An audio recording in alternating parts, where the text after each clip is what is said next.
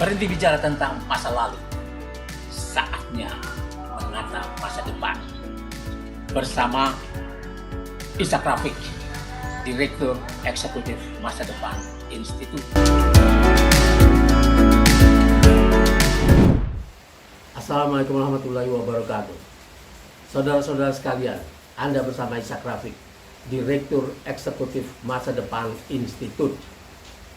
Panjangnya Institut Masa Depan Indonesia. Kita akan melihat kabinet saat ini yang nampaknya sudah waktunya diresapel. Dan memang sudah selentingan beredar bahwa Prabowo akan melakukan resapel. Menurut Masa Depan Institut, ini memang saat yang tepat. Karena 100 hari pertama Prabowo tidak menunjukkan prestasi yang luar biasa. Dan ini nampaknya kesulitan yang dialami Prabowo pada 100 hari pertama ini lebih banyak disumbang oleh orang-orang Jokowi yang ada di kabinet. Ada 17 menteri yang disumbangkan Jokowi yang menurut Masa Depan Institut menyebabkan kelumpuhan ini.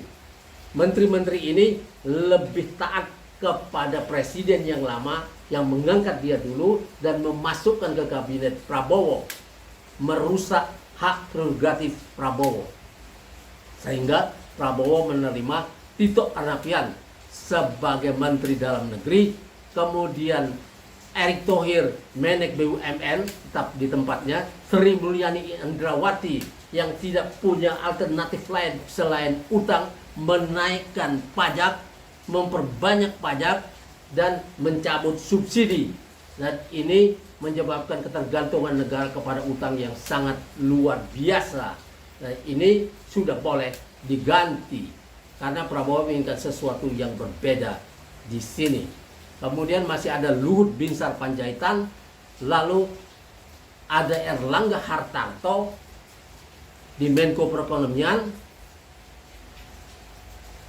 ada Bahlil Lahadalia di Kementerian ESDM sebagai Menteri ESDM, Energi dan Sumber Daya Mineral. Dan masih banyak lagi yang tidak perlu saya sebutkan satu persatu karena akan menghabiskan waktu. Nah, apa yang harus dilakukan Prabowo setelah 100 hari yang tidak menyenangkan ini? Tentu saja melakukan reshuffle kabinet. Dan peluangnya memang terbuka. Pertama, karena ada menteri-menteri yang sudah jelas-jelas tidak taat kepada presiden.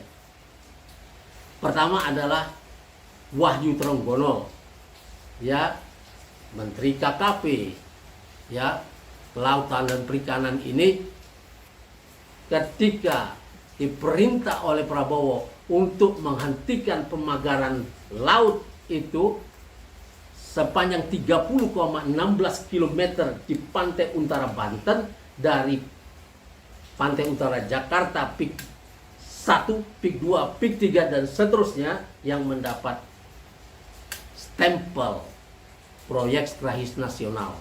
Proyek strategis nasional ini milik Aguan dan Antoni Salim. Nampaknya kekuatan Aguan dan Antoni Salim ini membuat Wahyu Trenggono menjadi ketar-ketir dan tidak berani melaksanakan perintah presiden. Dan ini tentu saja Prabowo boleh memecatnya, mengganti dia. Kemudian ada Menteri Bahlil Lahadalia yang dianggap mencoba mengalihkan isu, artinya masih dalam tataran seperti mau membela Aguan supaya perhatian orang teralih ke sini. Dia membuat terobosan ceritanya, tetapi yang terjadi adalah menghancurkan sistem distribusi gas LPG untuk rumah tangga. Yang ini akhirnya menimbulkan heboh di seluruh Indonesia karena harus mengantri gas ini terlalu panjang yang harus datang ke tempat yang jauh, yang para pengecer ini di stop peluangnya untuk ikut menjual gas, dan akibatnya antrian yang panjang ini telah meminta korban jiwa. Satu orang ibu di Pamulang berumur 63 tahun yang kelelahan mengantri gas, dan karena sudah minta korban jiwa, sudah waktunya, sudah menjadi hak presiden, ya, sudah menjadi kewajiban presiden untuk memecat Bahlil. Jangan menunggu dia mundur. Itu memang harus dilakukan oleh Bahlil kalau dia punya rasa malu seperti menteri-menteri di negara-negara lain.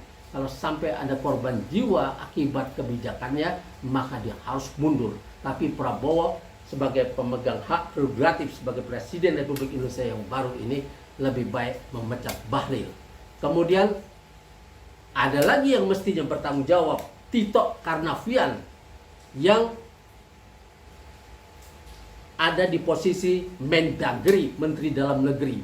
Bila ada percobaan membangun negara di dalam negara, seperti yang terjadi lewat PSN PIK 2, PIK 3, PIK 4, dan lain sebagainya yang dimanipulasi sedemikian rupa oleh Aguan dan Antoni Salim, semua orang melihat ini seperti itu, dan memang harus ditangkap dua orang ini dan dibawa ke pengadilan.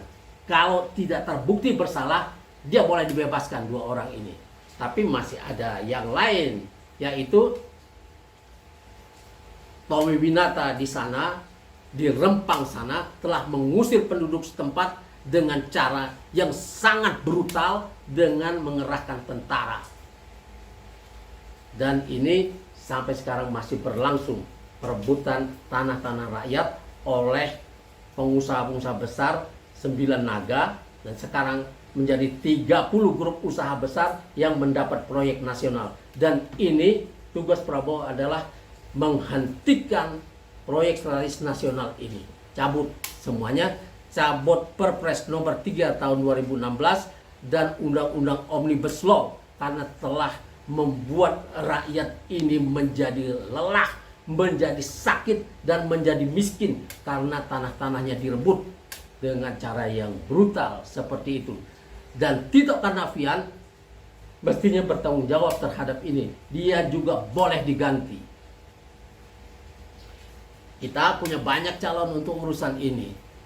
Mungkin yang paling tepat adalah Saudara Gatot Nurmantio, mantan Panglima TNI, yang menguasai teritorial dan disenangi oleh rakyat dan punya perhatian yang luar biasa terhadap rakyat. Orang ini lebih mungkin taat kepada Prabowo karena punya sabta marga, karena punya pengabdian kepada rakyat.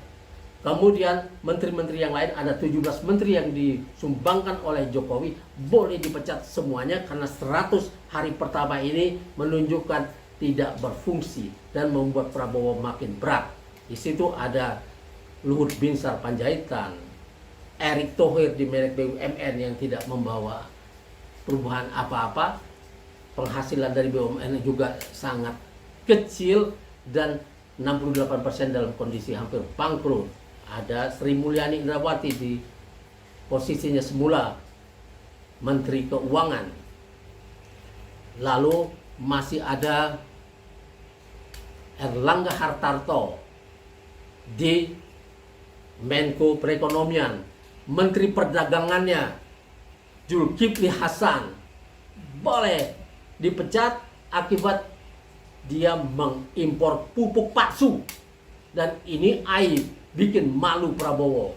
Jangan tunggu orang-orang ini mundur. Dan 17 menteri yang lain, ya, 17 menteri yang ada ini selain wakil-wakil menteri yang banyak itu sudah boleh dirampingkan oleh Prabowo demi menuju ke 100 hari yang kedua yang akan lebih baik, karena Prabowo ingin membela rakyat, ingin memakmurkan rakyat, melindungi rakyat dan tanah air dari serangan militer dan serangan bisnis.